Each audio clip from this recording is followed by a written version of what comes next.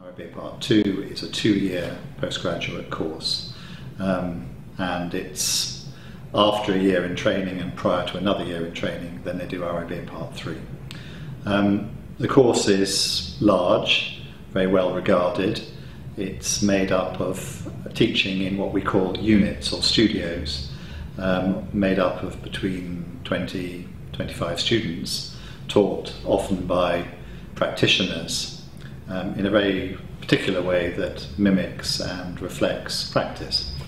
The main strength is the extraordinary students who come onto the course. After that, the main strengths, I think, are that we're very well known for dealing with the realities of practice, dealing with political realities, dealing with social realities, which means that in many ways students are engaged in live projects, they're engaged in working in places like India, Kosovo, Moscow, making projects that have a clear social and aesthetic purpose.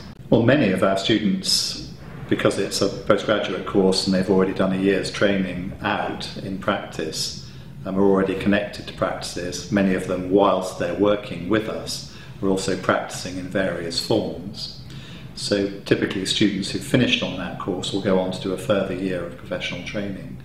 And they're very sought after. Our graduates are very well regarded. They have a quite unique mix of practical knowledge and design flair mixed with a degree of bravery, which I think we instill in them or help them to discover. But increasingly students are also, whilst they're studying with us, beginning to form their own practices. We're looking for a high level of skill. It's quite a difficult course to get onto. But I suppose above that we're looking for a passion and a compassion for wider society. So we're looking for students who want to do something useful with their skills and apply that in a purposeful way to society. So socially engaged without being overly worthy. Bravery, compassion, and a high level of motivation. And we have 240 students on the course who all have that ability.